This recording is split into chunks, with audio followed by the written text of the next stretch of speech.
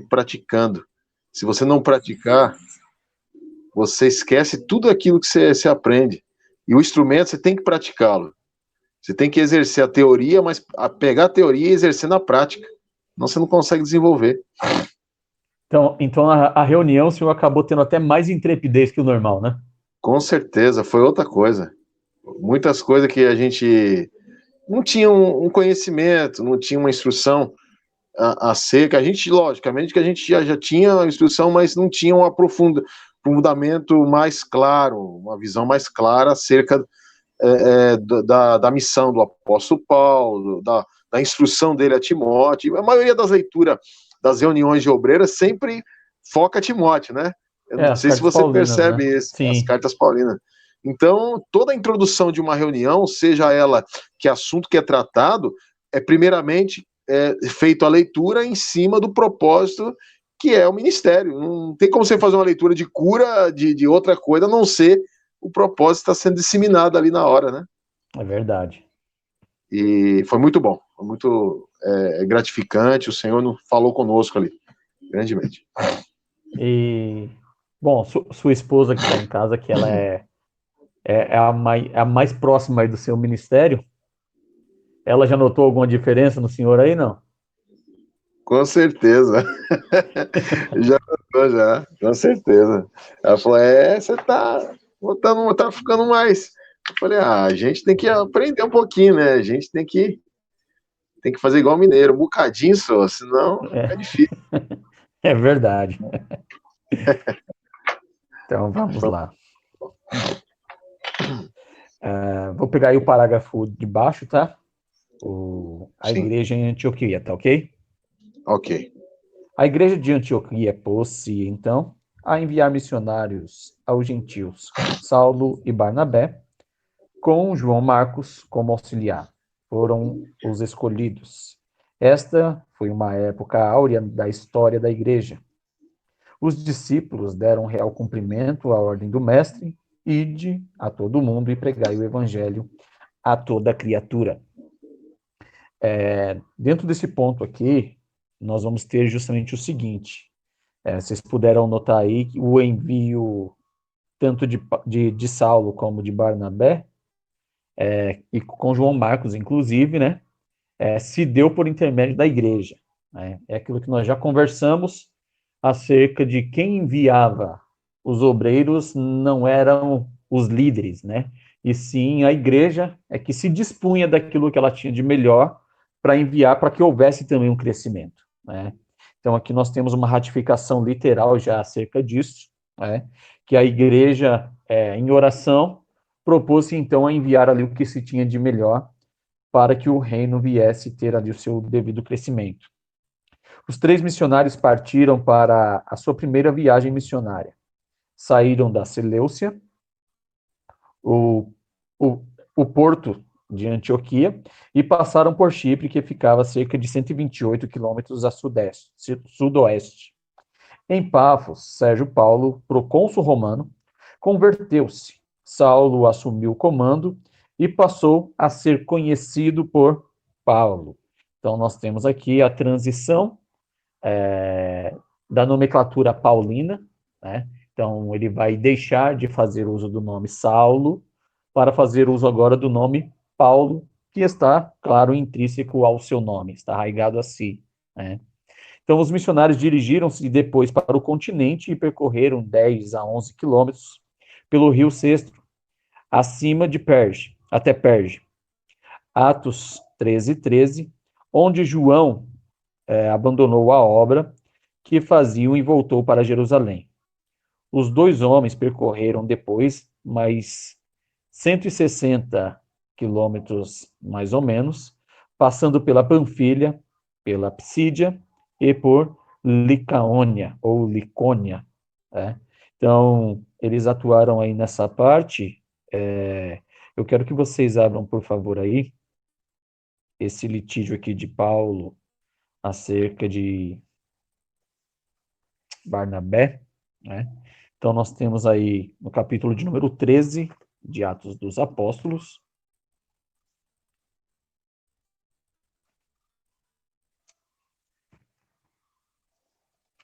Atos 13 e 42.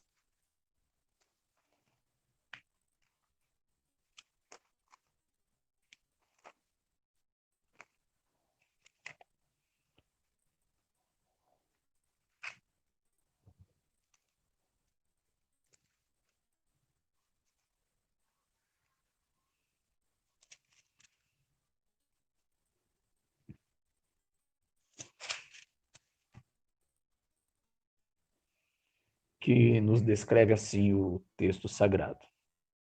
E saídos os judeus da sinagoga, os gentios rogaram que no sábado seguinte lhe fossem ditas as mesmas coisas. E despedida a sinagoga, muitos dos judeus, dos prosélitos religiosos, seguiram Paulo e Barnabé, os quais, falando-lhes e exortando-lhes a que permanecessem na graça de Deus. E no sábado seguinte, ajuntou-se quase toda a cidade a ouvir a palavra de Deus. Então os judeus, vendo a multidão, encheram-se de inveja e, blasfemando, contradiziam o que Paulo dizia. Mas Paulo e Barnabé, usando de ousadia, disseram: é mister que a vós se pregasse primeiro a palavra de Deus, mas visto que já a rejeitais, e vós não julgais dignos da vida eterna, eis que nós voltamos para os gentios, porque o Senhor assim o mandou, e eu te pus para a obra dos gentios, para que sejas de salvação até os confins da terra. E os gentios, ouvindo isto, alegraram-se e glorificaram pela palavra do Senhor. E creram todos quanto estavam ordenados para a vida eterna. E a palavra do Senhor se divulgou por toda aquela província. Mas os judeus incitaram algumas mulheres religiosas honestas e os principais da cidade. Levantaram perseguição contra Paulo e Barnabé e os lançaram fora dos seus limites da cidade. Sacudindo, porém, contra ele o pó dos pés, partiram para Icônio. E os discípulos estavam cheios de alegria e do Espírito Santo, ainda no capítulo 14. Vou ler aqui até o versículo 7, tá? E aconteceu que em Icônio entraram juntos na sinagoga dos judeus e falaram de tal modo que creu uma certa grande multidão, não só de judeus, mas também de gregos. Mas os judeus incrédulos incitaram e irritaram contra os irmãos os ânimos dos gentios. Detiveram-se, pois, muito tempo falando ousadamente acerca do Senhor, o qual dava testemunho à palavra da sua graça, permitindo que por suas mãos se fizessem sinais e prodígios. E dividiu-se a multidão da cidade, uns eram pelos judeus e outros pelos apóstolos. E havendo um motim tanto dos judeus como dos gentios, com que os seus principais, para os insultarem e apedrejarem, sabendo eles, fugiram para Listra e Derbe, cidades da Licônia, para a província circunvizinha, e ali pregavam o evangelho. Então aqui nós temos, em primeira instância, nós temos aqui a oposição judaica. Judeus, eles vão se opor ferrenhamente, né? Até porque, em sentido competitivo que eles estão tendo, os judeus que eram determinados como donos da verdade, né? E Paulo, ele vai dar continuidade aonde o judaísmo tem reticências, e Paulo, com ousadia e propriedade, ele apregou a palavra. Então, a primeira coisa que vai acontecer aqui são os judeus de cada localidade que eles estão, eles vão se opor, justamente para trazer uma falibilidade, uma erroneidade às palavras paulinas, né? Vão incitar a multidão contra eles. Então, tendo cumprido a obra naquela localidade, houve ali os que creram, Paulo, então, ele dá continuidade, ele não fica se atendo, tentando causar discussão, nada desse tipo. Então, ele vai adiante, e nós temos aí a fundamentação de uma igreja gentia em Icônio.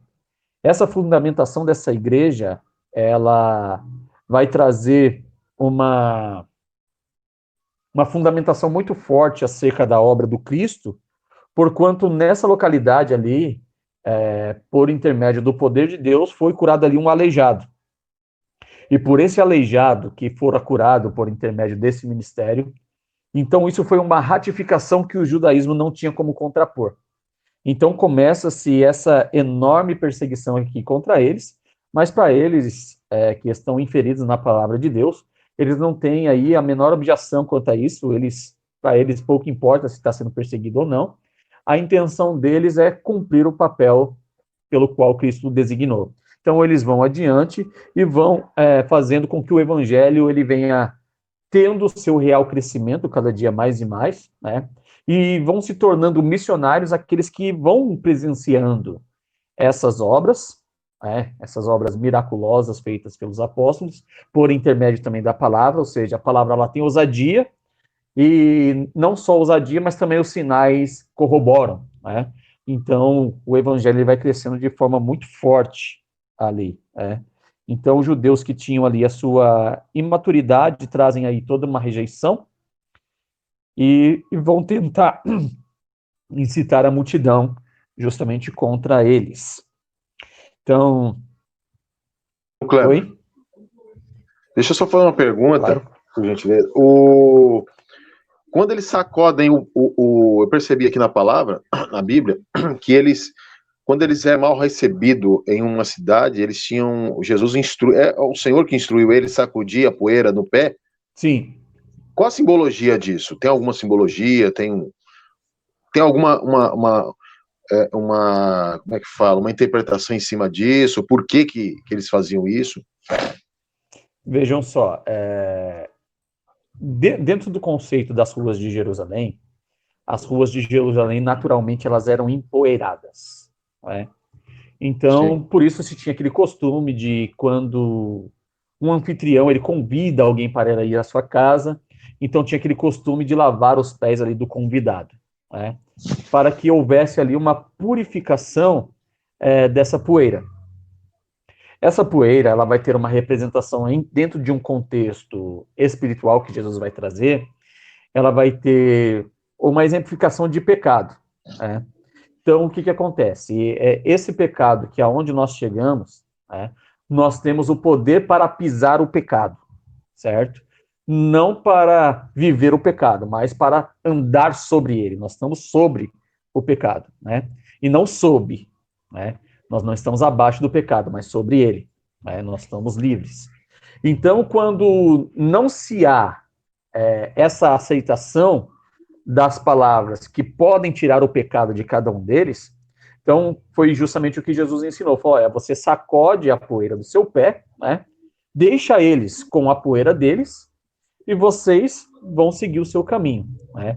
Então, esse sentido da poeira, ele vai ter o sentido da rejeição, né? Ou seja, você não tem que ficar batendo cabeça, você não tem que ficar com insistência, né? Se houver a oportunidade de você apregoar o evangelho, maravilha. Mas se houver resistência, né, então você não perde nem tempo. E é diferente a resistência de uma não aceitação por não entendimento, tá? Então, assim, às vezes, uma pessoa, ela, por não entender, ela não aceita de imediato, mas ela quer ouvir um pouco mais, certo? Então, nesse que quer ouvir um pouco mais, aí sim, nós temos esse conceito de insistir um pouco mais, de perder um pouco mais de tempo com essa pessoa, mas se a pessoa ela é contestadora, como é o caso dos judeus aqui, né? Ou seja, os judeus estavam proferindo que ele dizia blasfêmias, né? Então aqui é uma contrariedade, era algo que não seria, não lograria êxito algum, porque eles estão literalmente em contrariedade, eles não querem aceitar, eles estão resistindo isso, tendo em vista que eles já ouviram o que Paulo tinha para dizer, né? E tudo isso dentro do contexto ainda das escrituras hebraicas. Então, eles viram que o que Paulo estava falando era correto, tinha coerência, mas eles não quiseram ter essa aceitação. Então, eles tiveram aí uma resistência, né? Então, quando se há resistência, então não fique perdendo tempo, não fique debatendo, né, com réplica e tréplica e assim por diante, porque não terá êxito algum. Simplesmente sacode a poeira do pé e vai embora. Sua parte você fez, o que tinha que ser dito, você disse. Se a pessoa quiser, um dia mais para frente, entrar no contexto, é diferente, mas hoje não tem como ficar batendo em ferro frio, ok? Então e aquela, por que Jesus fala sobre o sentido do reino? Já viu aquela passagem entre entregar pérolas aos porcos? Você já Sim, ouviu sim. esse ele é uma ratificação conjugada a isso que seu irmão está falando, ou tem alguma. Perfeitamente. Perfeitamente, porque dentro do contexto de porcos ali, o porco, para um judeu, é um animal extremamente imundo, né? Então, Sim. até quando lá a gente vê aquele contexto lá de Gadara, aquela era uma impureza tremenda. Os judeus estavam extremamente desviados ali em Gadara, por quê? Porque eles estavam fazendo disso a forma de viver. Em vez deles apacentarem cordeiros, eles estavam apacentando porcos, né? Ou seja, eles já estavam desligados do próprio judaísmo expresso por Moisés, né? Então, a consequência do desvio deles era justamente as finanças que os porcos rendiam para eles, por isso a revolta deles contra Jesus, né? Então, os porcos, para um judeu, é um animal extremamente impuro, né? E não adianta você dar algo valioso a um porco, né? Porque você vê só, você pode pegar aí um porquinho, né? E você dá um banho nele, você deixa ele limpinho. Quando você soltar, a primeira coisa que ele vai fazer é o quê? É voltar para a Ir para lama, lama. se Voltar para lamear lama, é isso. todo, né? Então, aqui Jesus ele está trazendo justamente esse contexto. Claro que para eles tinham ali o entendimento já perfeito quando Jesus dizia, né, acerca disso, que é simplesmente dar algo de valioso para quem não quer dar valor nenhum, né? Ou seja, aí essa designação de jogar pérolas aos porcos, Entendi. certo? Entendi. Que aí vai corroborar aqui com o mesmo pensamento, tá? Sim, sim. Então, 3 cidades mencionadas fazem parte da Antioquia da Psídia, onde Paulo pronunciou o seu primeiro sermão, que foi o texto que nós acabamos de ler aí, só que em versículos anteriores. Passaram também por Icônio, Listra e Derbe, voltaram depois pelo mesmo caminho, a fim de visitarem e encorajarem os conversos e ordenarem ancião em cada uma dessas cidades. Então, veja só, o Paulo, em primeira instância, ele fez ali a pregação do evangelho, ele fez a exposição das escrituras hebraicas aos judeus em conexão ao evangelho agora da salvação, né? Que em tese ele seria o evangelho do Messias, mas eles ainda não compreendiam o que era o evangelho do Messias. E muitos que se convertem ali, e devido à perseguição, Paulo precisa sair. Paulo vai dar continuidade ministerial. Quando Paulo ele vai dando a volta, o que ele faz depois? Fala, olha, vamos voltar para ver então como é que estão os irmãos que se converteram lá, e dentre eles, quem que a gente pode selecionar para ficar como líder nessas cidades, tendo em vista que aqui eram cidades de não muita hostilidade, né? Era bem fragmentado, até porque aqui em Antioquia tinha tanto templos gregos como templos também sinagogas, né? Então tinha ali a sua subdivisão naturalmente, não tinha problema algum, né? Então não era o evangelho ali não seria nocivo, ele seria como que um ponto de contato entre o judaísmo e as religiões gregas, né? Que vai trazer ali os gentios para o processo dentro do judaísmo. Então seria um ponto de contato entre as duas ali, não tinha problema algum. Então qualquer um que Paulo visse nele uma desenvoltura ali, Paulo poderia colocar ali para dar continuidade na obra naturalmente. Então iam separar anciões, conforme nós vimos lá no contexto, né? Esses anciãos, eles eram não denominadamente aqueles mais velhos, mas aqueles mais capacitados para a execução da obra ali, e o entendimento dos demais que seriam conversos a partir da pregação daquilo que foi apresentado, tá? Então, aí nós vamos ter para que se levasse pelas igrejas que se tinham formado. De Perge foram diretamente para Antioquia, de onde tinham partido, ou seja, eles fizeram o mesmo percurso, porém reverso.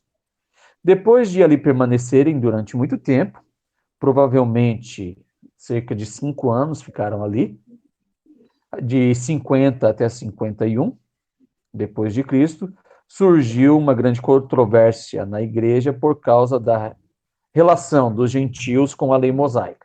Então, aqueles que tinham sido os opositores ali em primeira instância, né, que foram acusadores de Paulo, até para que Paulo saísse da cidade, eles começam a trazer a erroneidade, né, porque eles tiveram ali um contato direto ali com os apóstolos, e eles vão trazer o problema aqui. Então, é trazida a problemática aos apóstolos, então precisa se fazer essa reunião de obreiros aqui, para que se chegue a um denominador comum, né? Com o propósito de resolver essa questão, Paulo e Barnabé foram enviados como delegados, né, como representantes legais da igreja dos nazarenos, a fim de consultarem a igreja em Jerusalém, que era denominada Igreja Apostólica.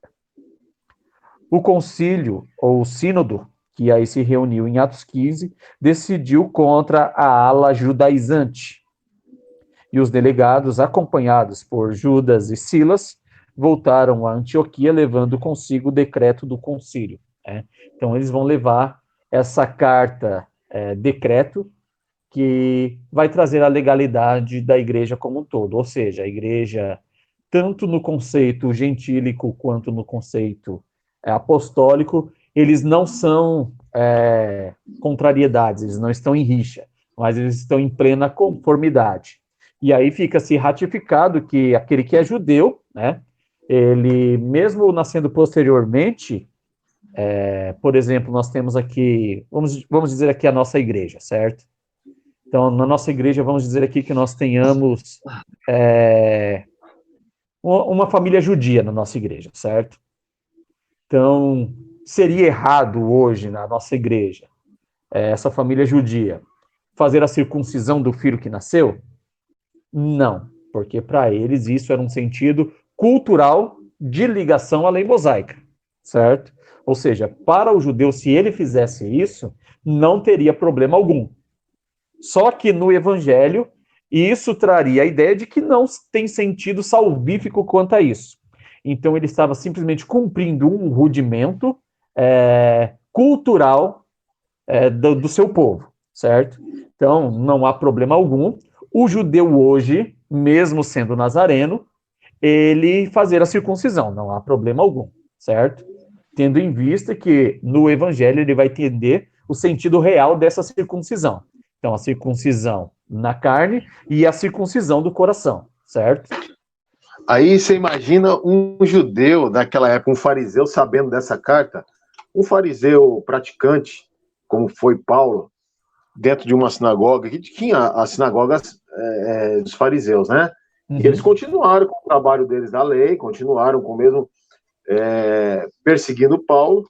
Imagine eles sabendo disso, como que deveriam ter ficado, porque para eles, um incircunciso é uma pessoa que não tinha valor algum se ele não circuncidasse, porque ele estava contra, para ele estava contra a regra de Deus na lei. Certo. Eles não entendiam, então, isso agregado no evangelho como algo que não tinha uma importância para a salvação. É assim que eu acho que entendi assim. Exatamente. E agora você imagina como eles trataram isso. Não aceitaram de maneira nenhuma essa carta. Perfeitamente. Então, aqueles que eram a ala de oposição, né, eles iriam perseguir. Como eles tinham o conceito ali na sinagoga, tinham aqueles que era fechado com o Império Romano, então eles incitavam o Império Romano a perseguir os cristãos. Foi o mesmo sentido da morte de Jesus. Jesus morreu não por causa dos romanos. Jesus morreu por causa dos judeus. Jesus morreu por causa da religião. A religião é maldita, né? Ou seja, essa religião que é subentendida de forma errônea, ela só traz destruição. Porque a religião legal é Cristo. A religião verdadeira é Cristo, que vai trazer a religação com Deus, né? Então, quem matou Jesus não foi Roma, né? Muito embora foi o braço de Roma que foi usado, mas intencionalmente, né? Então, veja só, é como se fosse assim, pastor. Você tem em mente o desejo de me matar, certo? E aí você incita aí o irmão Edson a me matar. Quem que vai ser culpado? O irmão Edson? Sim, diante dos homens será o irmão Edson, porque ninguém viu quem foi que intencionou. Mas Deus, ele viu a intenção, e a intenção partiu de quem? Partiu de você. Então o seu juízo será pior do que o do irmão Edson. Ou seja, quem intencionava... E Barrabás? Havia uma intenção religiosa em cima de Barrabás? Não, Barrabás literalmente, ele era um malfeitor. Barrabás, ele era um arruaceiro contra o Império Romano. Então, para o Império Romano, seria até um problema soltar o Barrabás, né? Porque ele era um agitador de movimento, né? E ele causava bagunça mesmo. Só que a intenção, ao demonstrar Barrabás, o Barrabás seria o... Você lembra do desenho lá dos Looney Tunes, lá que tinha o demônio da Tasmânia? O Barrabás seria mais ou menos aquilo ali. Aonde Barrabás passasse, ele ia fazer bagunça. Entendi. Então ele fala, não, vamos pegar o pior aqui, porque se a gente mostrar o pior, claro que eles não vão querer esse cara na rua. Quem quer esse cara na rua? E aí é justamente isso que o farisaísmo e os saduceus também incitaram, falou, não, vamos soltar o Barrabás. Pior do que o Barrabás é Jesus, né? Então não tinha nenhum sentido religioso ali, né? Mas sim, era um sentido do pior que se tinha ali, para que o Império Romano pudesse absolver Jesus, tendo em vista que Jesus não era culpado de coisa alguma. Ou seja, nós não vemos nesse homem culpa alguma. Nós não conseguimos enxergar a sua acusação. E só que aí o que acontece? Ele precisava estar ligado com as alas. Por quê? Porque estava incitando a hierarquia. Né? Então, eles precisavam tomar uma iniciativa. Então, foi meramente político aquela soltura de Barrabás, né? Isso. E Jesus, ele vai permitir porque é a oportunidade do cara ser diferente. Porque eles, como o senhor falou, eles incitavam isso contra os cristãos, os que creram em Jesus, eles incitavam Roma contra a classe de cristãos naquela época, mas com uma voltura para proteger a sua própria legalidade e o seu legado ali. Exatamente. Ou seja, eles tinham fins mesquinhos, né? A ideia deles é que eles eram os exclusivos. Né? Então... Deveria ser, não é fácil, não. A gente hoje, olha, irmão, a gente não vive um tercinho de perseguição que os apóstolos, praticamente não vivemos perseguição hoje. Nós não vivemos perseguição. Não vivemos perseguição hoje. Porque a gente não vive perseguição, a gente não vive tribulação. Exatamente. Nós temos lutas internas. Nós temos conflitos internos. Ou seja, todos os conflitos que a gente passa é gerado em nós mesmos, porque nós não temos hostilidade com o evangelho. O senhor não consegue emprego porque o senhor é crente? Não. Não, o senhor trabalha naturalmente, mesmo sendo crente. Sim. E se alguém lá pedir para o senhor orar, o senhor pode orar por ele? Sim. Pode. Posso. Independente. Então nós não temos nenhuma perseguição dentro do conceito de cristandade. Nós não temos tribulação quanto a isso.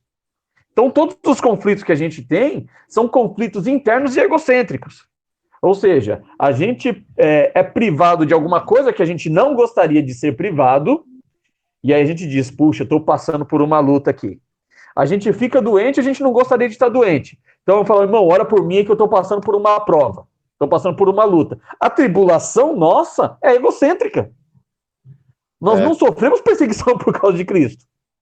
Muitas vezes é emocional, é interna, mas não tem nada a ver. Aí fala, não, mas eu tenho uma perseguição lá, que o meu parente ele não gosta de mim porque eu sou cristão. Não, isso não é perseguição. Nós não sabemos o que é perseguição. Nós não vivemos tribulação.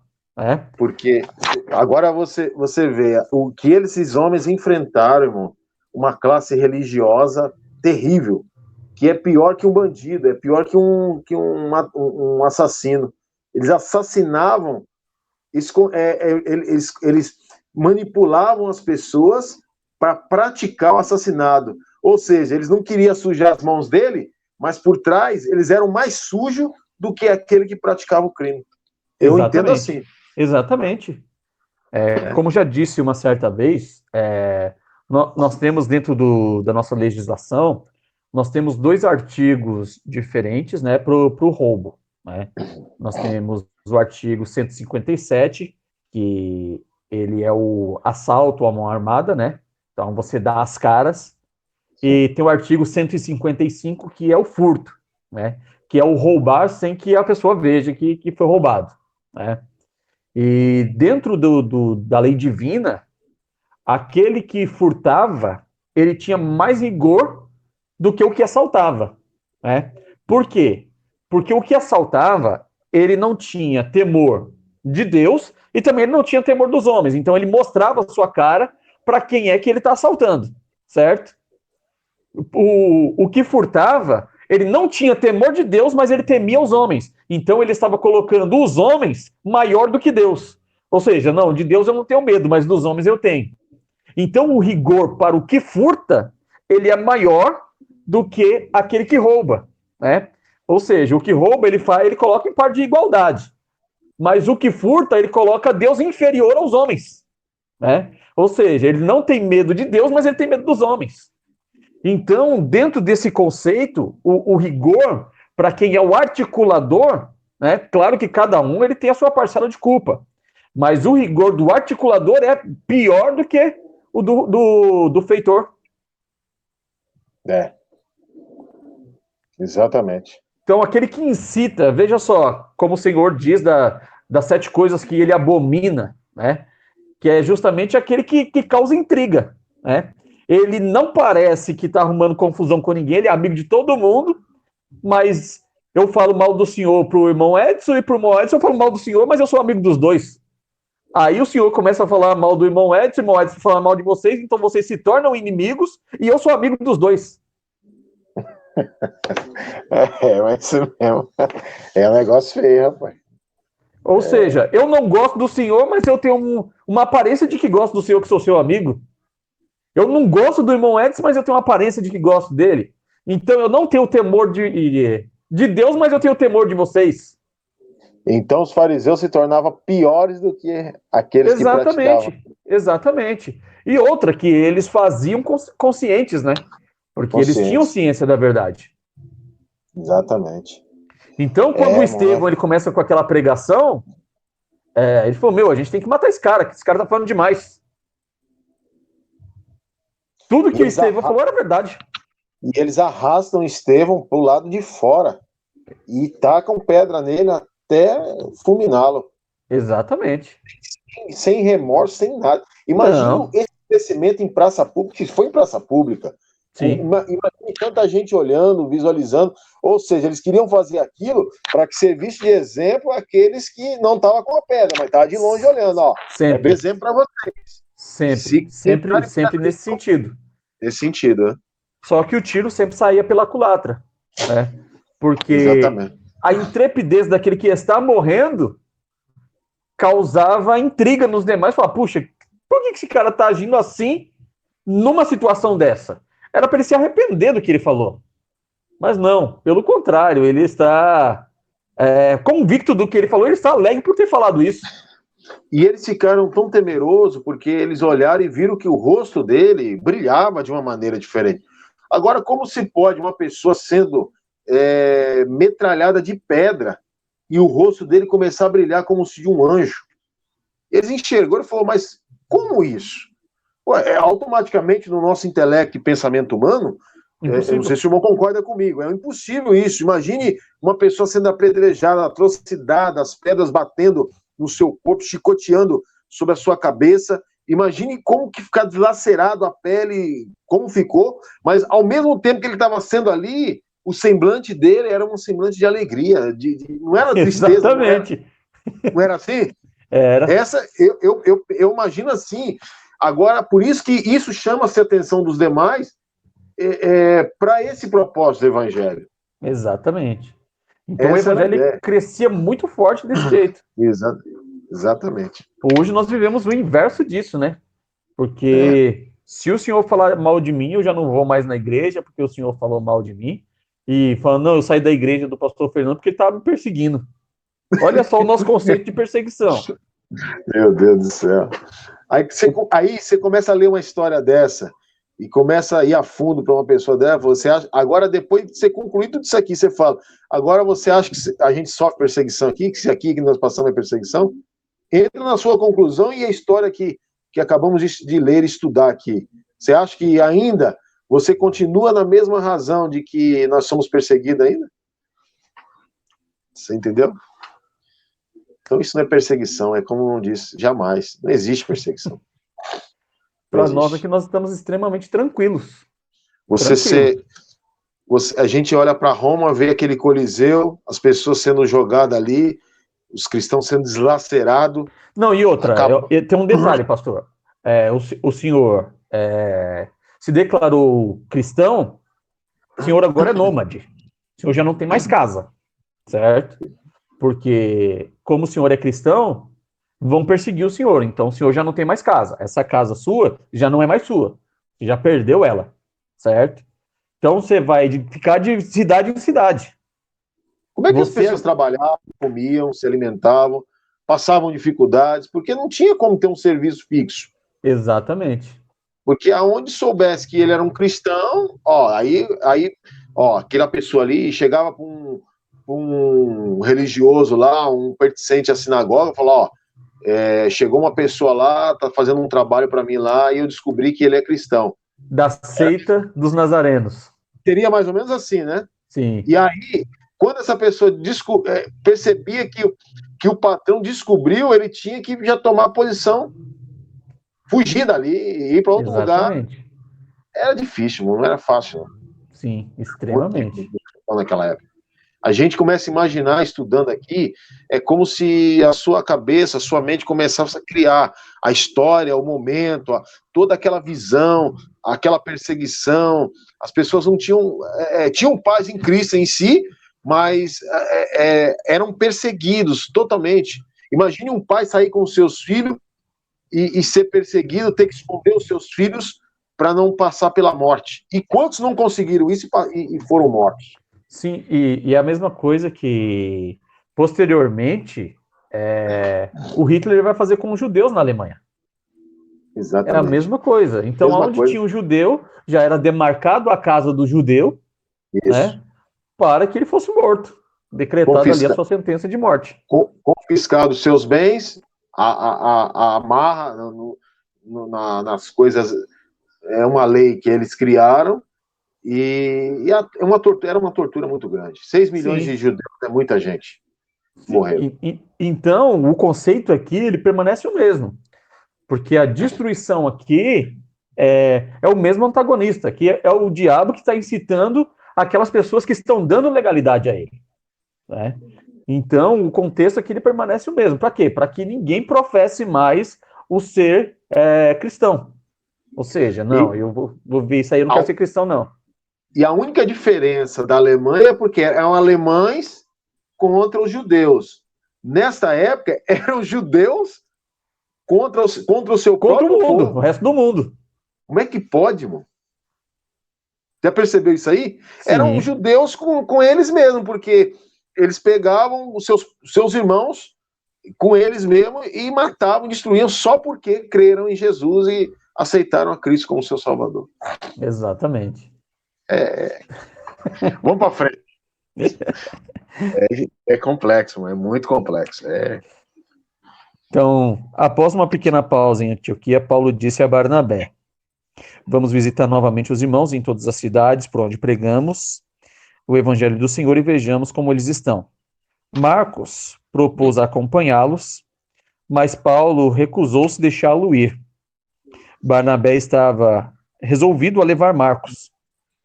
E assim, ele e Paulo tiveram uma grande discussão. Acabaram por se separar e nunca mais se encontraram. Paulo, contudo, mais tarde fala de Barnabé com respeito e pede a Marcos que venha ter com ele em Roma.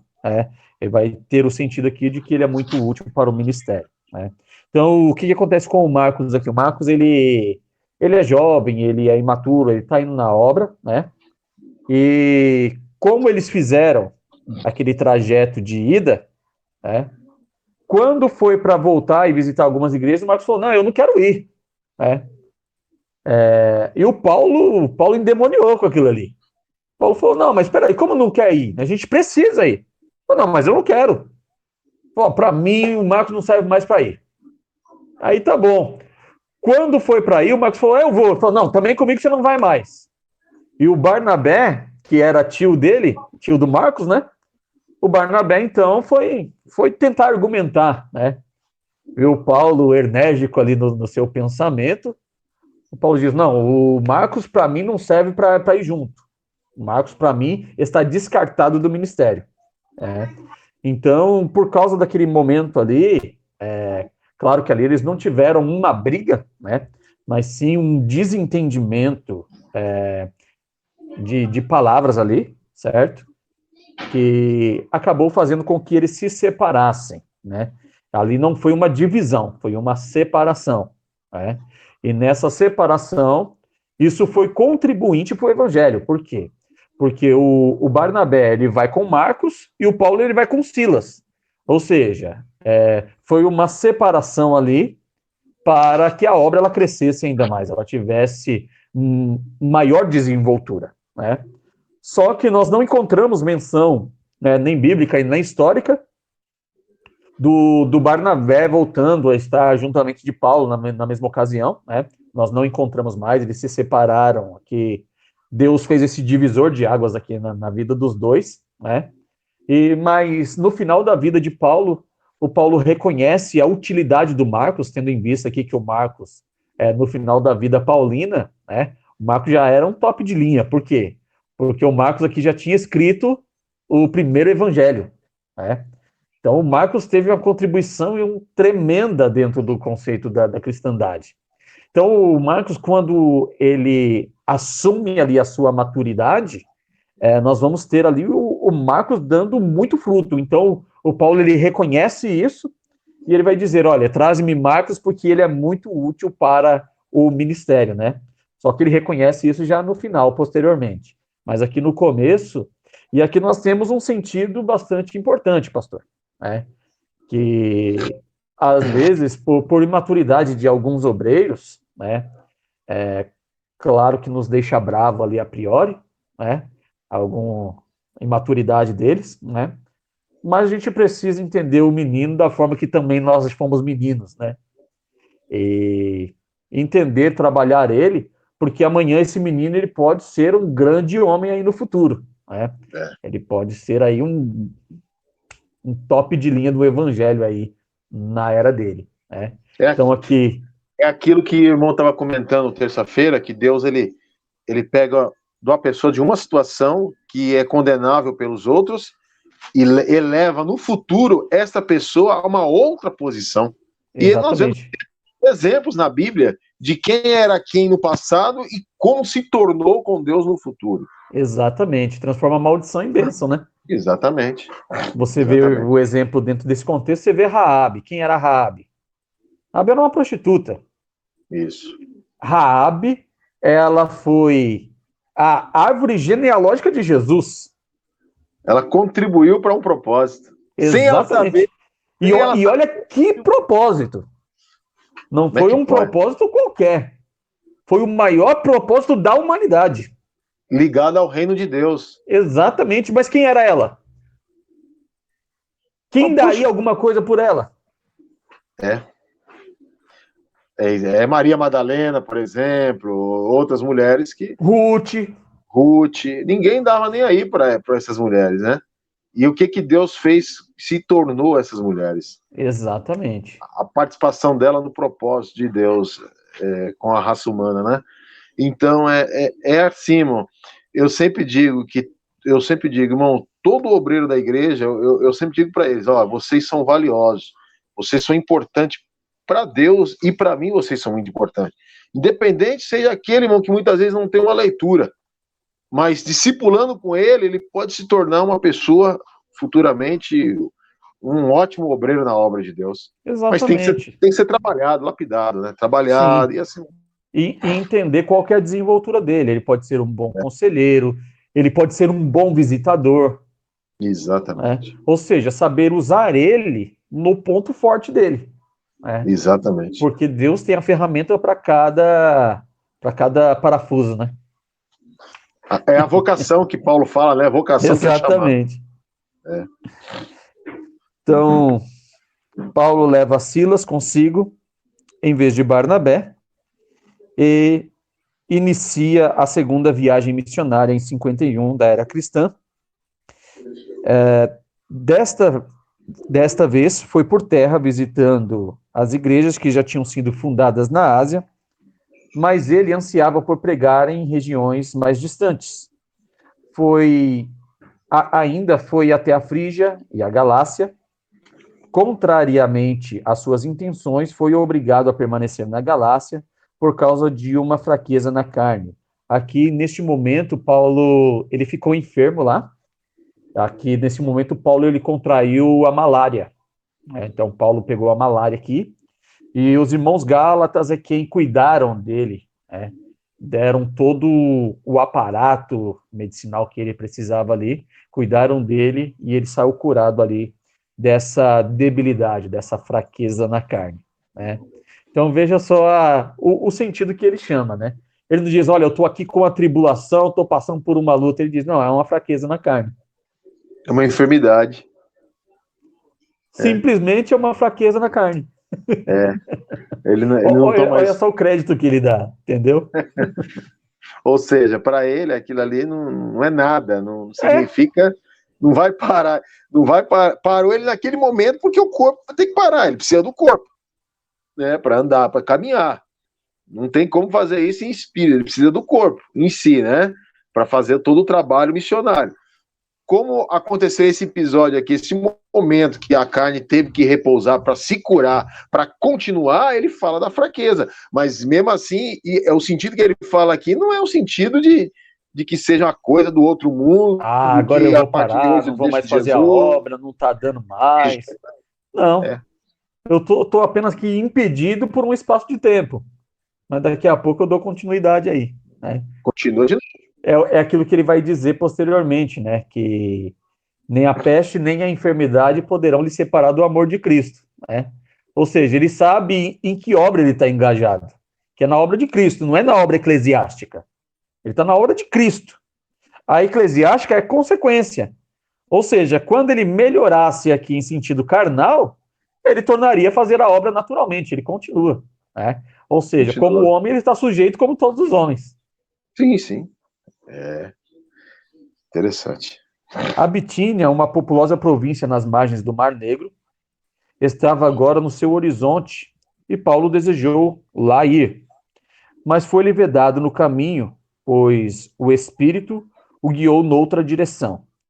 Dirigiu-se às margens do Egeu e chegou a Troas, na costa noroeste da Ásia Menor. Aqui, nessa viagem aqui, ele já começa a levar consigo, essa é a primeira viagem que Timóteo faz juntamente com ele, né? Então aqui ele já começa a levar Timóteo na obra ministerial, tá? Eu vou dar uma pausinha aqui, eu quero que o Moedson, não sei se o Moedson está conseguindo acompanhar aí pelo livro, mas aqui nós temos no livro aí nós temos uma duplicidade, nós temos um erro gráfico aí, tá? Então, nesse ponto de baixo aí, ó, as 13 epístolas no Novo Testamento, tá vendo? São atribuídas. Então, nós vamos ter aí, o apóstolo Paulo nasceu mais ou menos, esse aqui é uma duplicidade. Essa duplicidade está na página de número 69. Ó. Se você voltar aí na página 69, você vai ver que é o mesmo texto aí, ó. Tá vendo? Na parte cinza aqui, mais escura, né? Isso, é uma duplicidade, certo? Então, o senhor vai traçar um X aí em cima dessa parte, que essa é uma duplicidade, tá? Na página que nós estamos estudando, né? Isso, na página 74. Pode passar aí nessa parte, em toda essa parte aí dessa página. Tá bom. Certo? Nós temos aí outra duplicidade textual nesse primeiro parágrafo aí. Lemos sobre a sua irmã e o filho desta, certo? Ela também está na página 69, que vai ser o último parágrafo da página 69 lá. Também é duplicidade esse parágrafo aí, tá? É isso mesmo. Pode passar aqui o X, né? É, só esse primeiro parágrafo aí, tá? Tá bom. Certo. Então, eu vou dar a continuidade aqui nesses dois parágrafos seguintes, e depois tem mais duplicidade. A gente vai fechar as duplicidades aí de novo, tá? Então, vamos lá. Tá bom. Talvez a carreira mais natural para ele seguir fosse a de mercador, mas ficou decidido que ele deveria ir à universidade e tornar-se um rabi, ou seja, um ministro, um professor, um advogado, tudo congregado sob um único título, né? Então aqui, rabi vai trazer todo esse sentido aí, né? De acordo com o costume judeu, tudo que ele aprendeu é um ofício antes de entrar propriamente na preparação mais direta para aquela sagrada profissão. O ofício em que ele se formou foi o de fazer tendas, a partir de tecidos de pele de cabra, o ofício que era muito comum em Tarso. Então, aqui ele vai ter esse ofício de ser construtor, né? Ele vai atuar também dentro do sentido filosófico, porquanto era ele um profundo estudioso, né? Então, Paulo, ele era versado, se o senhor quiser até tomar nota disso daí, Paulo, ele era um profundo estudioso, tanto da filosofia grega, Era.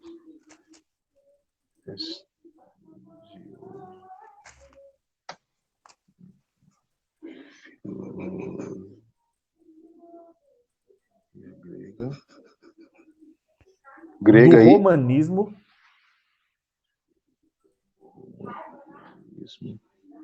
Romanismo trata o quê? do romanismo dentro de todo o conceito do panteão de Roma, ou seja, todos os credos, todos Tá. os pensamentos de Roma, né? Então, do romanismo, do judaísmo, Judaísmo.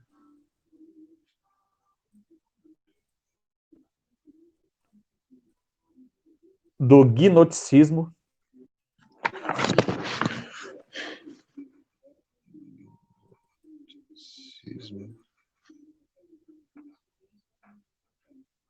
e, por fim, do cristianismo.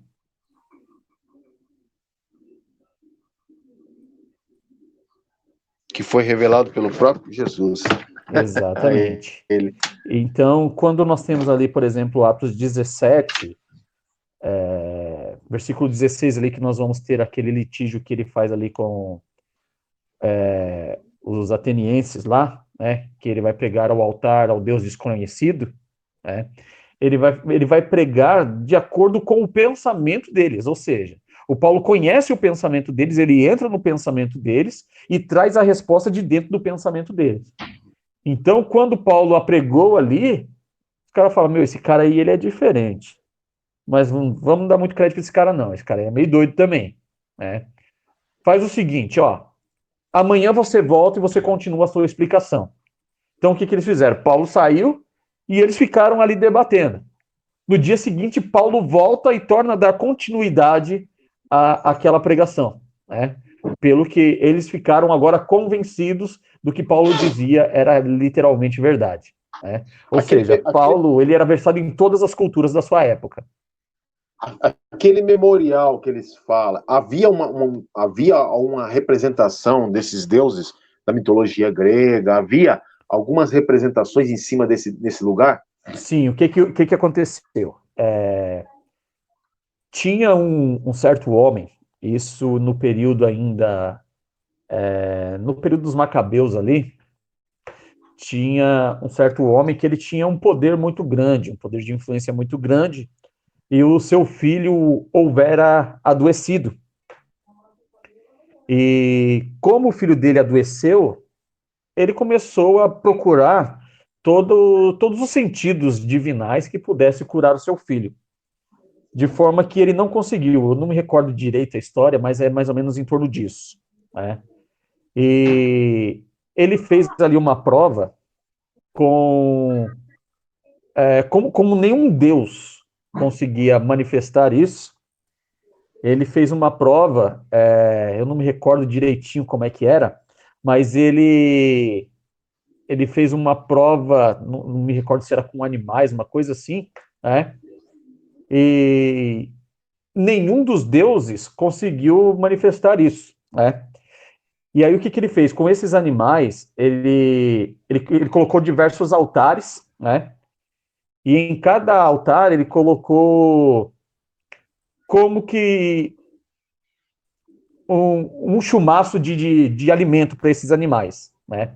Então ele fez uma prova com os animais, olha, o animal que for se dirigir até o chumaço ali, né? Ele separou ali os animais, e o animal que chegar até ali, então ali é o altar em que eu devorar. E nenhum dos animais foi para aquele lugar, né? Pelo contrário, eles foram para um lugar aonde não tinha o alimento e todos os animais foram para esse lugar, né? E ali não tinha nenhum altar dos que ele tinha erigido, mas ali tinha um ciclo de pedras. E aí ele olha para aquele local ali e ele diz, puxa, é aqui que eu devorar, né? E ali ele fez essa oração, e dentro dessa oração que foi dirigida naquele lugar onde não era literal de nenhum Deus, ali ele obteve a cura do seu filho. Então ele erigiu ali o altar denominado Deus Desconhecido, né? Ou seja, não era nenhum daqueles do panteão que já era existente, mas aí ele levanta aquele altar. Então aquele altar ele era conhecido muito dos gnósticos, né? Então eles sempre utilizavam aquele sentido daquele altar, e é justamente quando Paulo, já conhecendo toda essa história, né, Paulo chega e fala, olha, vocês estão aí diante de um Deus que vocês não sabem quem que é, mas eu vou explicar para vocês quem que é esse Deus que vocês desconhecem, esse Deus que para vocês é desconhecido. Esse Deus é o que eu falo. Então ele prega ali com veemência dentro desse conceito. Nossa, não sabia disso não. Eu tenho uma Bíblia aqui com a história de Macabeus. Eu vou ler a história. Eu não li Macabeus. Não está na história de Macabeus. Tem um livro que ele se chama Fator Melquisedeque. É um livro antigo, é um livreto. Entendi. Ele faz parte dentro desse contexto, né? Então é aí que vai mencionar essa história. Estação, cidade, jardim, desembarque. Não, Edson, vai falar alguma coisa aí?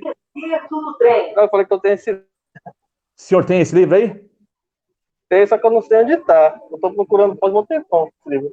Então. Eu lembro dessa história aí. Eu vi no começo do livro.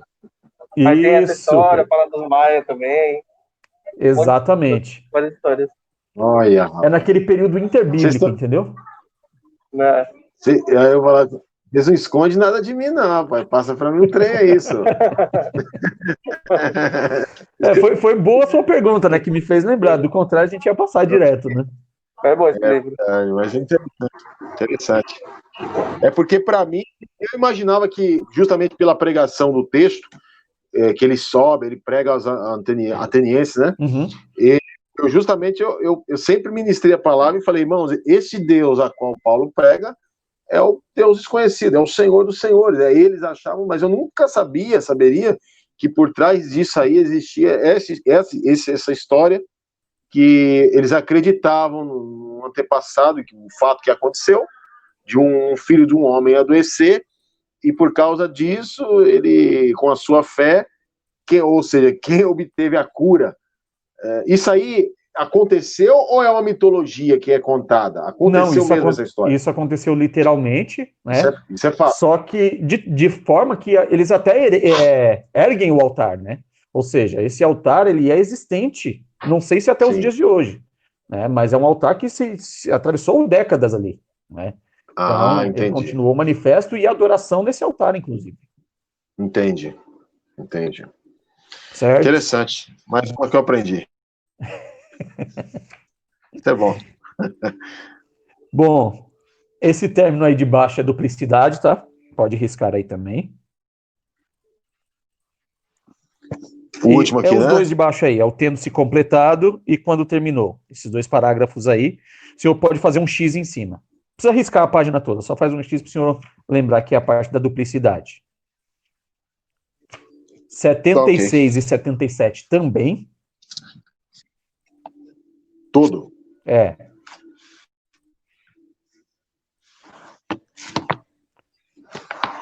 Setenta e oito toda.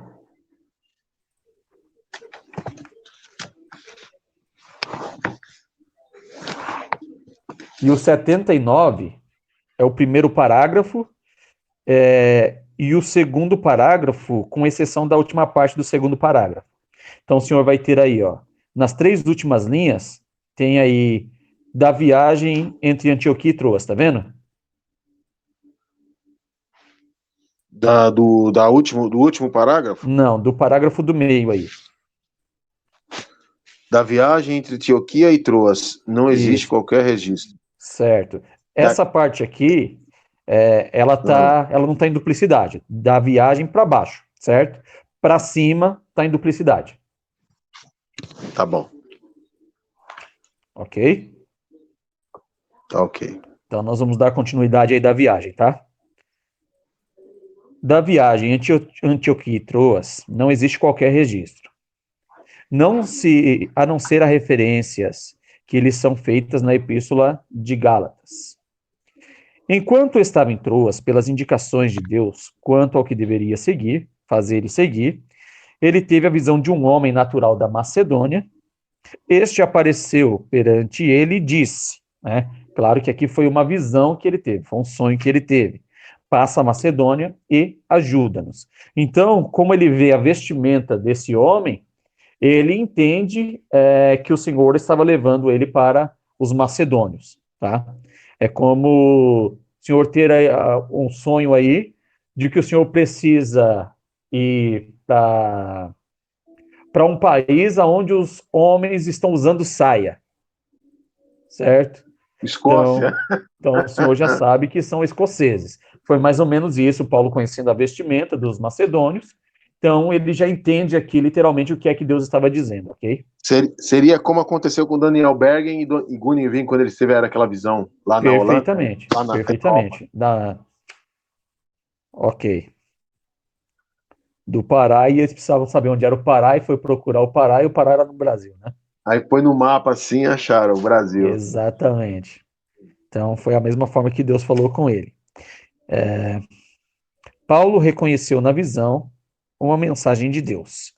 Passou por Helesporto, que separava da Europa, e levou as novas do Evangelho até o mundo ocidental.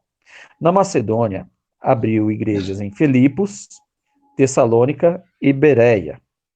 Deixando esta província, Paulo seguiu para Acaia, o paraíso das pessoas de renome e gênio. Chegou a Atenas, mas partiu depois de uma breve estadia, que é justamente o texto do Deus desconhecido ali, certo? Os atenienses receberam-no com um frio desdém e ele não visitou mais a cidade. Seguiu para Corinto e a sede do governo romano na Acaia. E ali permaneceu durante 1 ano e meio, sendo bastante bem sucedido. Enquanto lá esteve, escreveu suas 2 epístolas à igreja de Tessalônica, as suas primeiras cartas apostólicas e depois viajou para a Síria, a fim de conseguir chegar a tempo para a realização da festa do Pentecostes, em Jerusalém. Viu só aqui uma coisa? Que eu exemplifiquei para o senhor, aquela questão da circuncisão, né? Ou seja, um judeu hoje, né, mesmo sendo cristão, ele pode naturalmente fazer a circuncisão, porque ele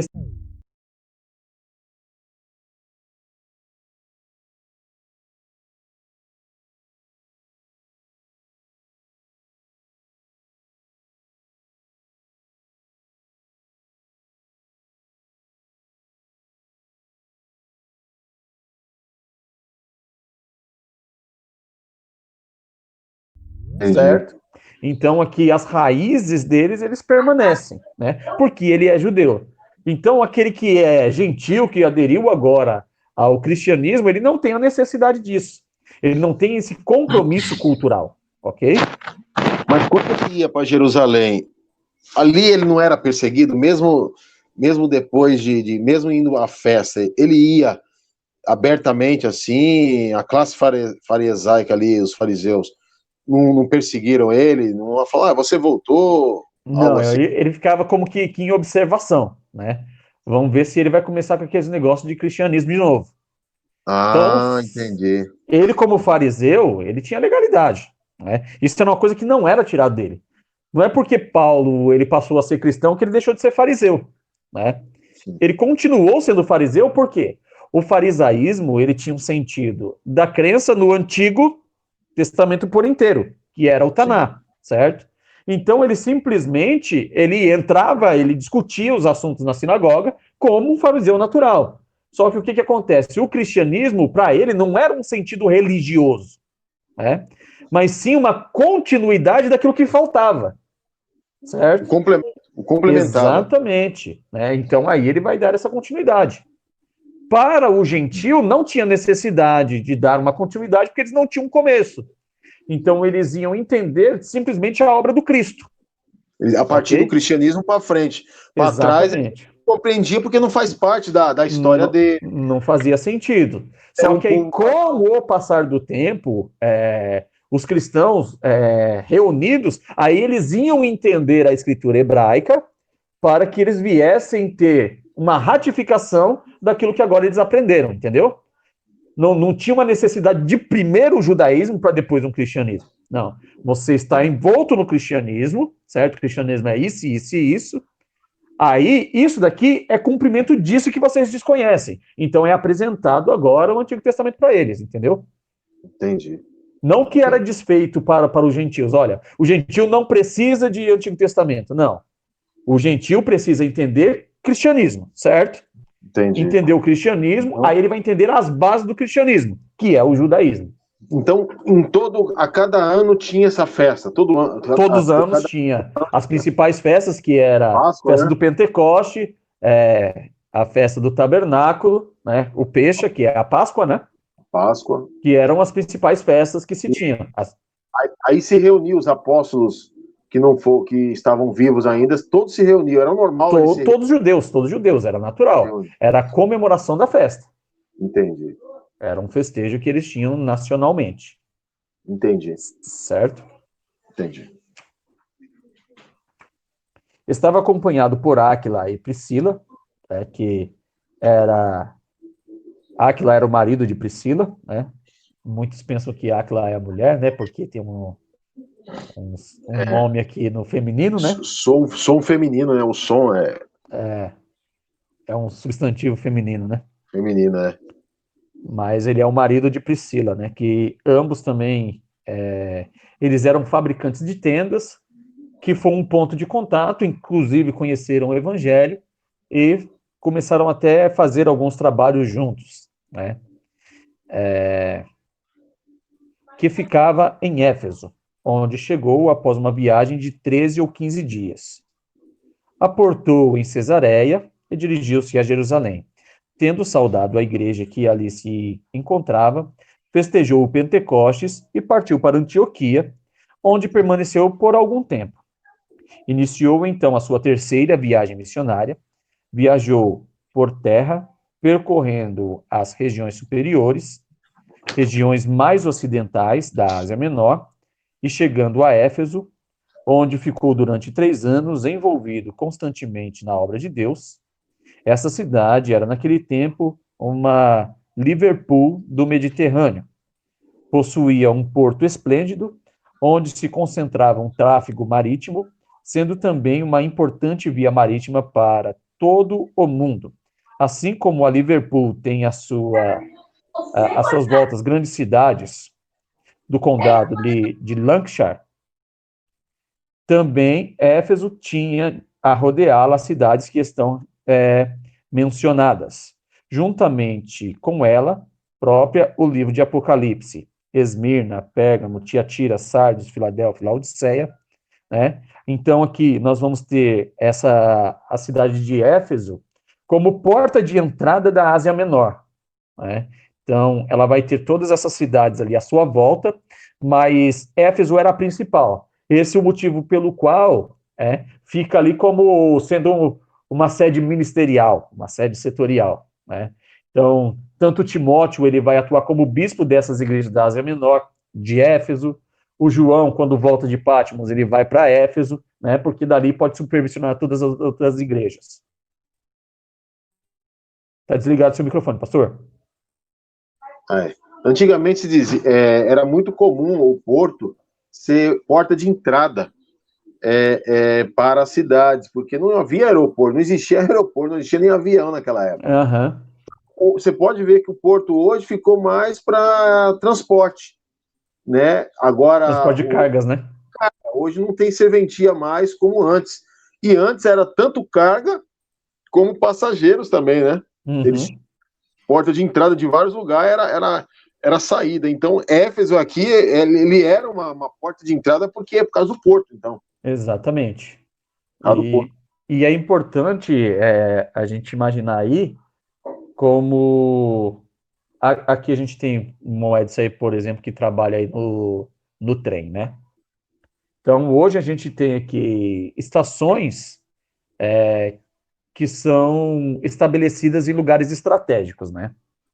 Então, aqui, a gente mora aqui nessa região aqui de Interlagos, Joaniza, esse pedaço aqui, né? Para a gente pegar um trem, ou a gente vai a Santo Amaro, né, para conseguir pegar o trem, ou a gente desce até a Avenida Nações Unidas ali e pega ali no Jurubatuba, né? Então, o que acontece? Quem vem do Interlagos ali também precisa ir a Jurubatuba. Quem vem de todos esses lugares, eles vão concentrar ali, né? Porque ali é que vai se pegar o trem. Então, é como se essa cidade de Éfeso fosse ali o Jurubatuba, certo? Ou seja, ser o ponto de contato de todas as cidades à volta para conseguir pegar o trem. Então, ali era uma cidade estratégica de pregação do evangelho. Por quê? Porque ela ia disseminar para todos os lugares. É como nós temos hoje também os aeroportos, né? Nós temos aqui o Congonhas, né? E temos o Cumbica, né? Então, o Congonhas nós temos aqui voos nacionais e o Cumbica voos internacionais, né? Então, todos aqueles que vão pegar um voo nacional, eles podem usar aqui Congonhas naturalmente. Então, Congonhas é o ponto de contato de todos. Então, ali em Congonhas, nós vamos abrir uma igreja, né? Porque todo pessoal que for para qualquer outro lugar aqui do Brasil, ele pode levar o evangelho para lá. Então, era um lugar estratégico. Até hoje existe esse porto, ou próximo? Isso é uma região, é próximo à Turquia, essa região? Isso, deve existir sim. Até porque existe muito transporte marítimo para lá. Claro que hoje deve estar muito mais moderno, né? Muito mais aperfeiçoado, né? Mas deve existir sim. Deve existir. Sim. É interessante, porque o ciclo, o ciclo de pessoas nesses locais eram muito grandes, né? Exatamente. Então eram pontos estratégicos, né? Por que a gente vê pregadores que vão pregar em praça? Porque em praça é onde se há a maior concentração de pessoas. Se você se direcionar a uma rua, né, aquela rua ela não tem muita circulação. Mas numa praça vem pessoas de diversas ruas. Então o ponto de pregação é uma praça. Então era justamente isso que Paulo fazia.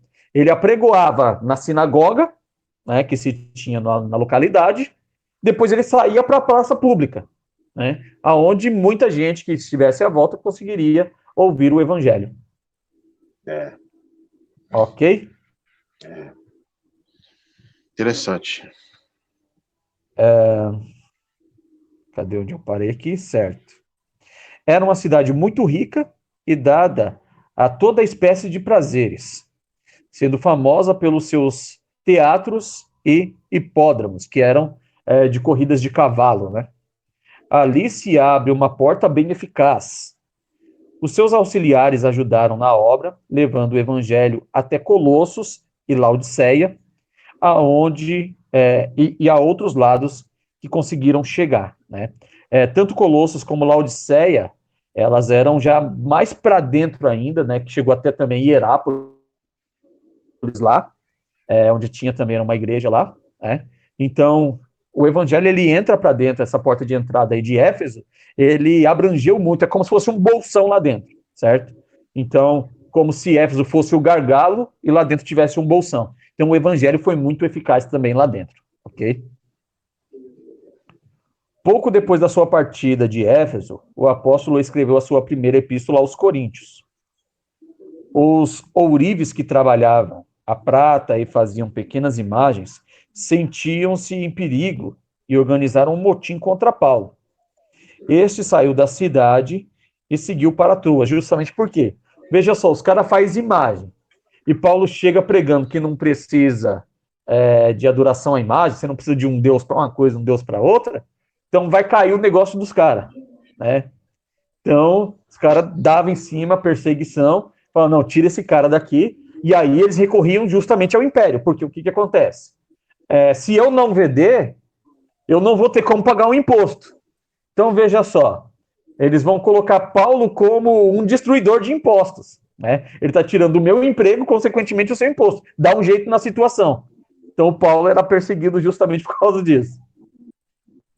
Era como se fosse aquela passagem Elias em Samaria, né? Que ele entra e fala com os deuses, que aquela mulher colocou lá, ela fez toda aquela atrapalhada lá e os pessoal começou a lucrar também com Deus, vendendo aqueles deuses Astarote, né? Não era Deus.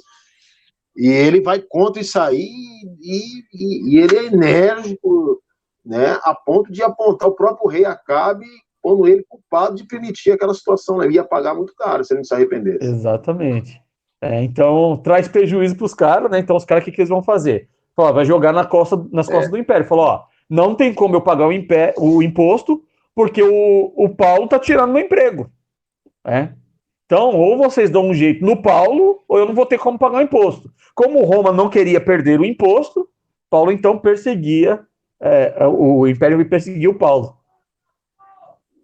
Chegou uma vez que prenderam ele, mas ele tinha legalidade com os romanos. Exatamente. Ele tinha a documentação, rapaz, vocês vão me prender, eu tenho legalidade com vocês. Aí ele fica quietinho, solta ele, já viu essa história aí. Sim. Você vê que as coisas lá vão tomando corpo, né? Aquilo que a gente tem um conhecimento de passar por cima assim, a gente vai entendendo de dentro a história, qual que é a situação, né?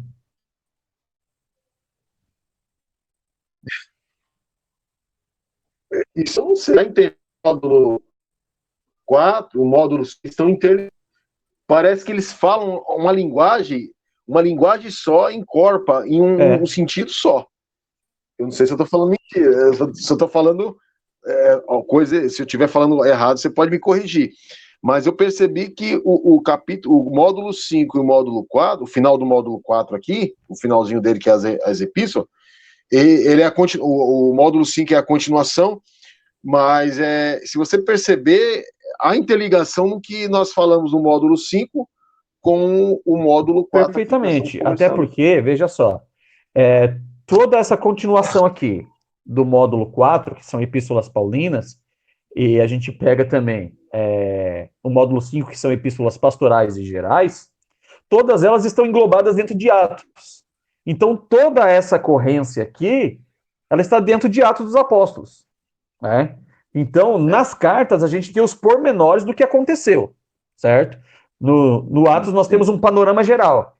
Depois, nós vamos ter as cartas desenvolvidas em ordem sistemática, né? Não ordem sequencial, né? Elas não estão em sequência, mas em ordem sistemática, né? Então, nós vamos ter aqui as epístolas que foram denominadas as igrejas, que é justamente essas que nós estamos estudando. Então, nós vamos pegar aí a de Éfeso, de Romanos, de Colossos, né? Foram as denominadas a igrejas. E no módulo 5, a gente pega as cartas que foram direcionadas aos pastores dessas mesmas igrejas. Das mesmas igrejas. Já fala de. Aí ele já trabalha na eclésia, né, no sistema Isso, já é um caldo mais grosso. Exatamente. É interessante. Mas sim, está tudo interligado, sim. Então, deixa eu ver aqui onde eu parei. Este saiu da cidade e seguiu a Troas, de onde partiu para encontrar-se com Tito na Macedônia.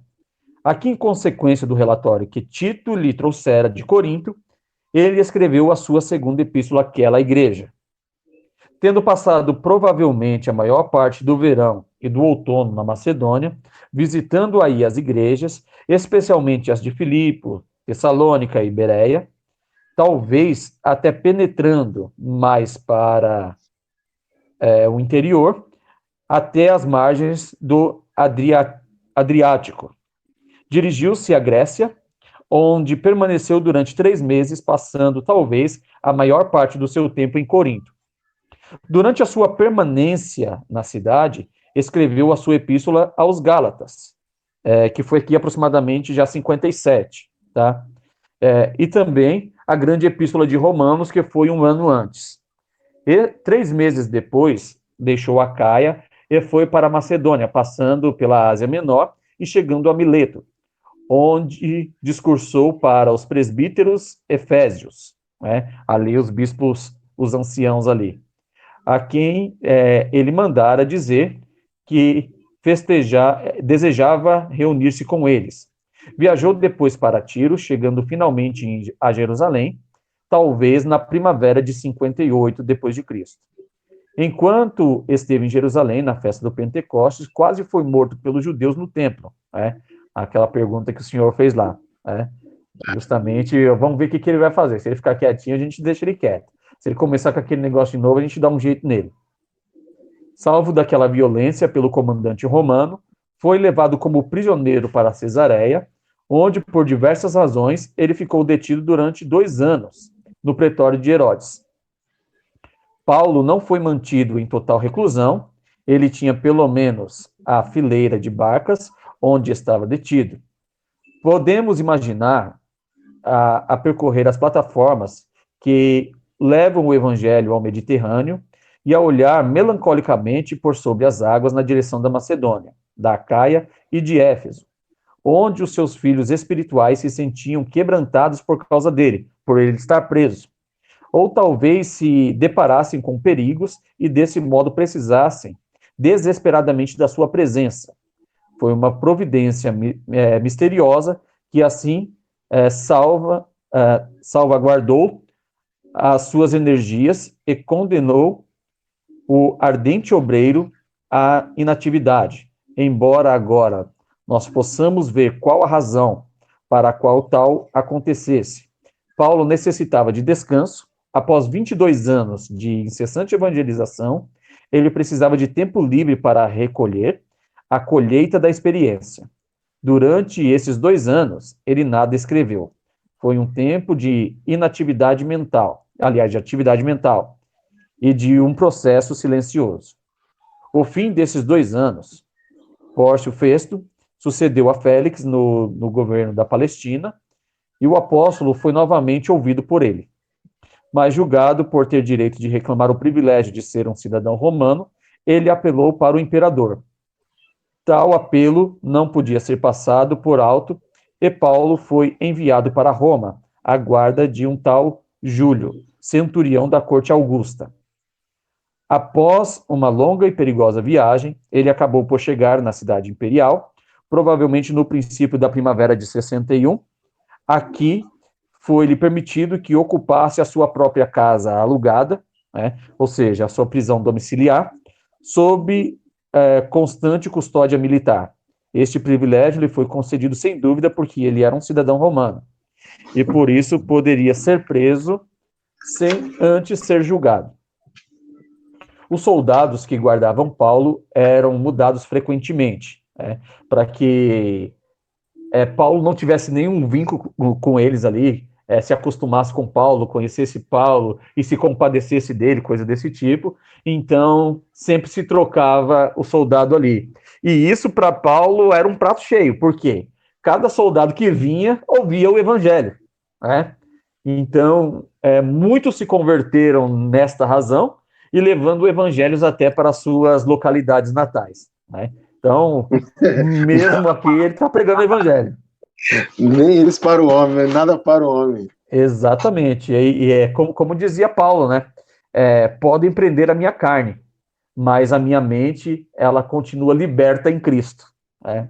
Então, é até esse sentido pandêmico que nós vivemos aí agora, né? Nós estávamos em quarentena, né? Que virou cinquentena e agora já virou centena, né? Essa quarentena aí, né? Então, nós ficamos reclusos, mas nós nunca ficamos privados, nós somos livres, né? Então, a disseminação do evangelho permanece e talvez até mais forte do que a gente pensava, que a gente passou a utilizar aí de mídias e alcançando povos que a gente nem pensou que ia alcançar, né? Então, alcançamos aí outros estados, outros países, né?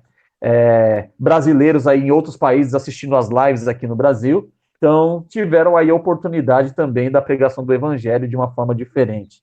Então, foi uma oportunidade que Deus concedeu. Eu não vejo isso como uma destruição, mas como uma oportunidade, né?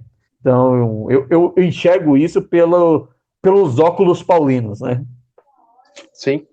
Para uns, não alterou o seu padrão de vida com Deus. Para muitos, eles continuam no mesmo propósito, no mesmo pensamento, a mesma linha, o evangelho. Para outros, infelizmente, houve um enfraquecimento. Para muitos não voltaram. Isso é geral. Outros não querem voltar até acabar isso, né? E assim, cada um vai tendo a sua ratificação de pensamento. Mas aqueles que têm propósito, nada para eles, não. É igual Exatamente. Paulo, nada, não era porque é uma prisão parava ele, não. Tudo para ele é oportunidade. Poxa, tranquilo. Você não vê na prisão, Silas, né? Enquanto orava, o outro louvava. Enquanto o outro louvava, vice-versa. Né? Aí o anjo vem, abre lá as cadeias, e o carcereiro fala, agora eu tô perdido. Aí fala, não, fica tranquilo, nós estamos aqui. Nós não fomos embora, não. O que eu faço? Para se salvar, crê no Senhor Jesus, será salvo. Então tudo para ele é oportunidade. Até assim ele ganha alma para Jesus. Paulo tinha uma facilidade muito grande para ganhar vidas. Ele sabia aproveitar as oportunidades, né? Verdade. Então, eram trocados frequentemente, e assim ele teve a oportunidade de pregar o evangelho a muitos durante esses 2 anos inteiros. Obteve a bênção de ver o interesse pelo evangelho se espalhar por entre a guarda imperial e até chegar à casa de César. Ele era procurado tanto por judeus como por gentios, e deste modo, procurado aqui já era para um bom sentido, né, para que pudessem ouvir de Paulo, e desse modo seu encarceramento tornou-se um meio de propagação do evangelho, ou seja, a sua prisão era um púlpito. Exatamente. E a sua casa alugada transformou-se no centro de influência piedosa e se espalhou por toda a cidade. De acordo com a tradição judaica, a casa estava situada perto do atual bairro de residência obrigatória para os judeus, que tem sido o bairro judeu em Roma desde os tempos de Pompeu até os dias de hoje. Durante esse período, o apóstolo escreveu as suas cartas, que são denominadas cartas de prisão, né? As epístolas de Colossos, aos Colossenses, né? Efésios, Filipenses e Filemão, que foram as cartas de prisão, que ele vai escrever de dentro de casa lá. Então, essa casa, existe uma história, então, naquela localização que fala sobre isso, então. Isso. Deve ter alguma história que fala. Sim, sim. Aí nós temos aí o ponto 3 para nós encerrarmos, carta ou epístola. Basicamente, a carta e epístola, ela vai ser a mesma coisa, tá, pastor? A mesma coisa. Só que no seu sentido, na sua essência, ela diferencia, certo? Por quê? Porque a epístola, ela tem um caráter abrangente. Então, a epístola, ela é denominada a mais indivíduos, certo? Então, a epístola são aquelas que são denominadas a igreja de Colossos. Todo sentido de igreja é epístola, certo? É como se ele escrevesse o mesmo assunto para várias igrejas. Por exemplo, ele escrevesse não, o mesmo... Não. Seria isso. Seria carta, por quê? Porque ela é escrita a punho, certo? Então, tanto uma quanto a outra é carta, certo? Ela vai ser epístola porque o caráter dela não é alcançar apenas um indivíduo, mas uma coletividade. Então, a epístola, ela tem caráter de coletividade. Sim. E a carta, ela tem o caráter de individualidade, de alcançar um indivíduo, certo? Então, como epístola, nós temos Romanos, Colossenses e assim por diante. E como carta, nós temos Timóteo, Filemon, Tito, certo? Que é direcionada a um indivíduo especificamente. A pessoa em si, uma pessoa especial. Isso. No caso, um deles. Então, essa é a diferença entre carta e epístola. Tá? Então, a epístola é direcionada, por exemplo, à igreja em geral, a todos os... A coletividade, exatamente. Ah, entendi. Certo? Muito embora, com o passar do tempo, ficou ratificado que até mesmo as cartas que forem endereçadas a indivíduos, elas circulassem posteriormente. Então, depois, elas assumem uma característica de epístola, certo?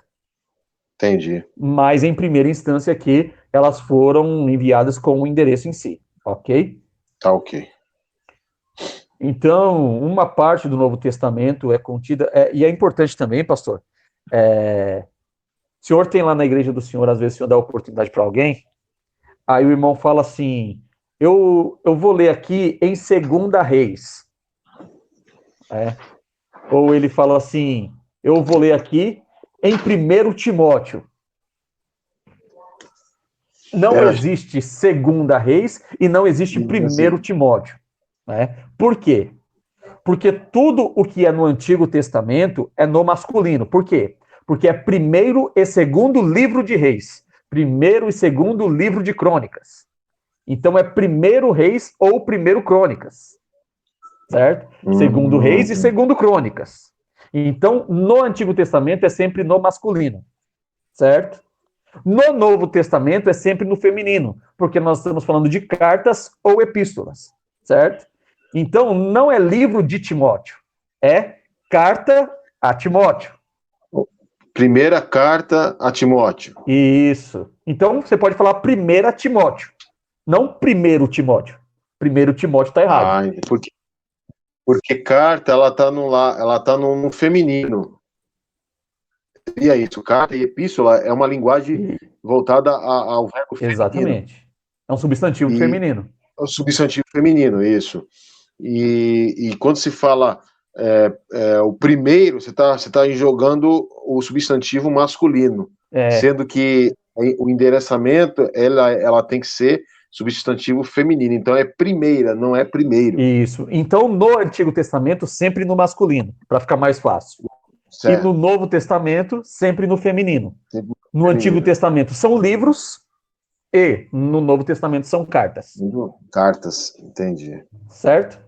Culto de doutrina, esse aí. É interessante. E tem mais uma também, para o culto de doutrina, é o seguinte.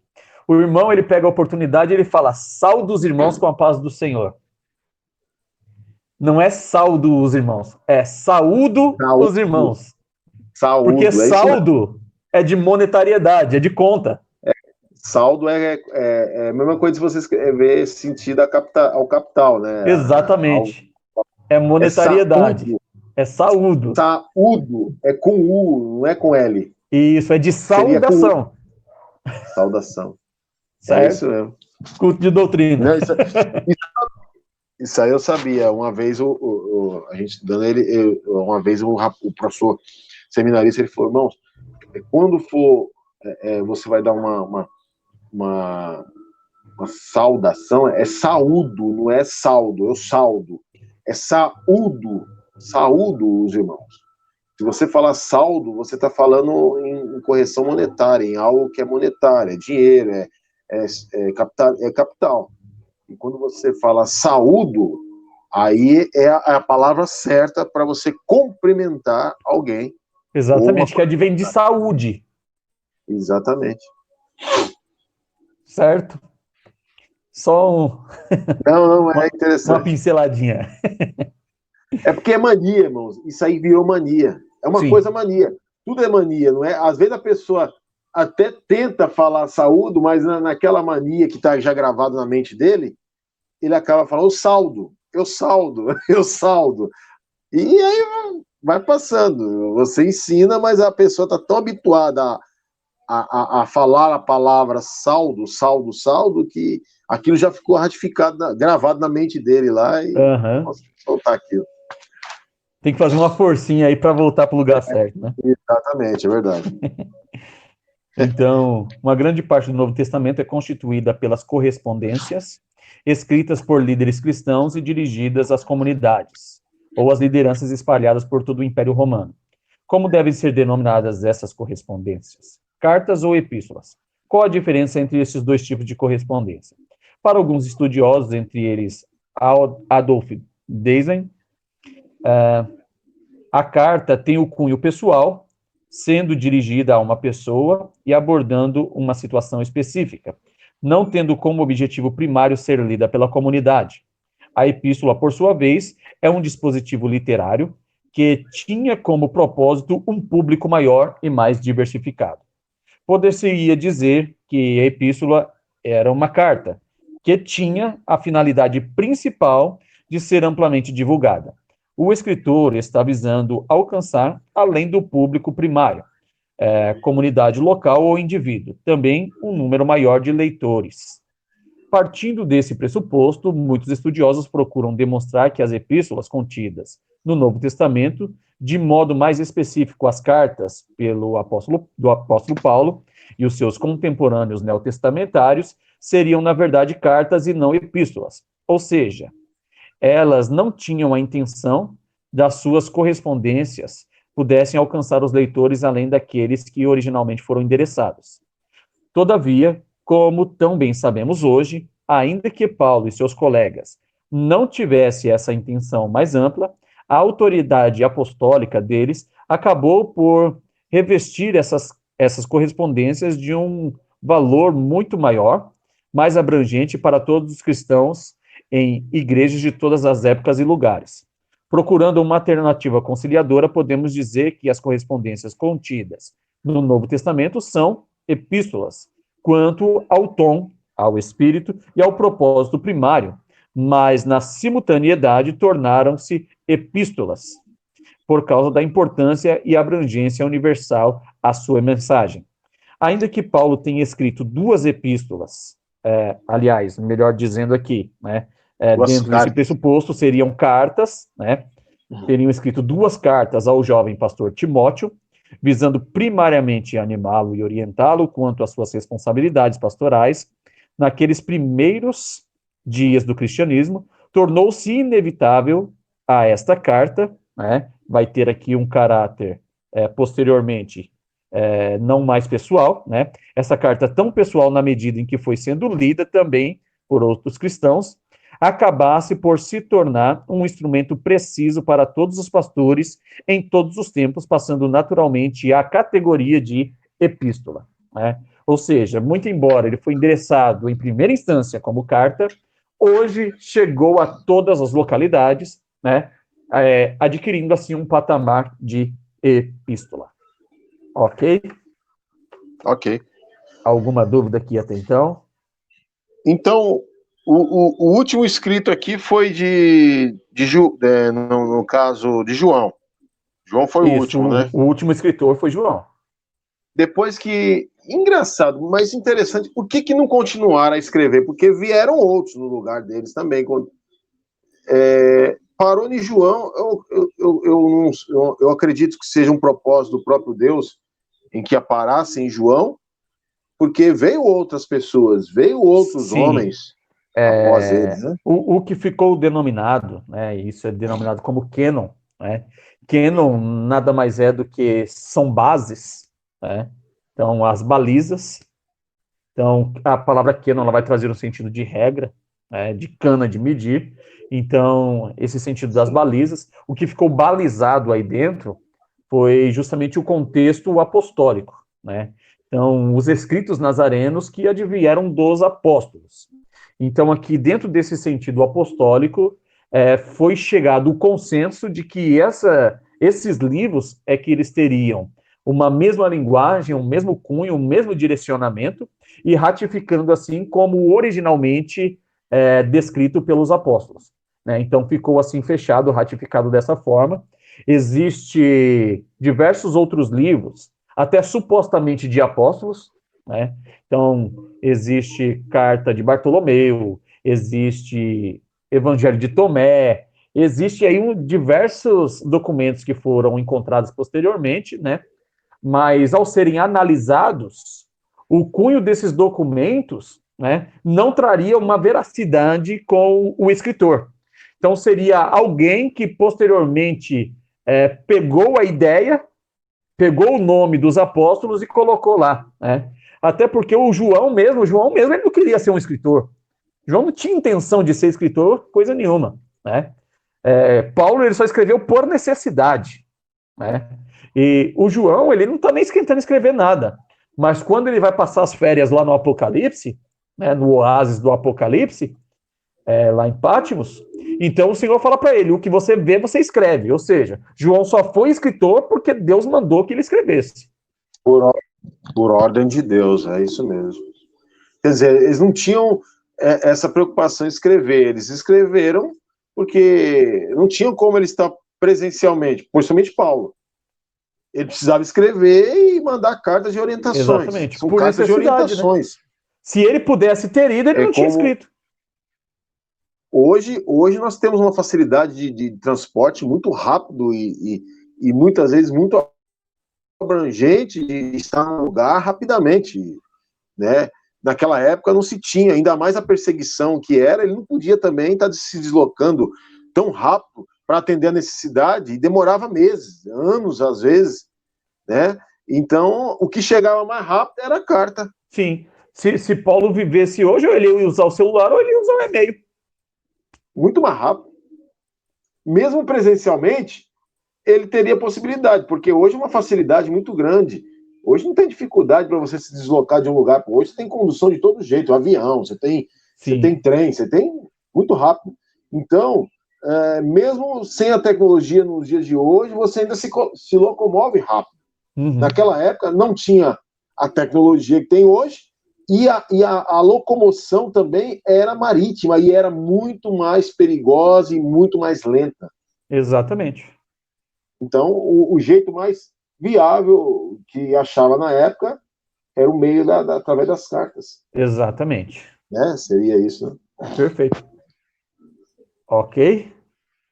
É isso aí. Então, nós vamos ficando por aqui, agradecendo ao Senhor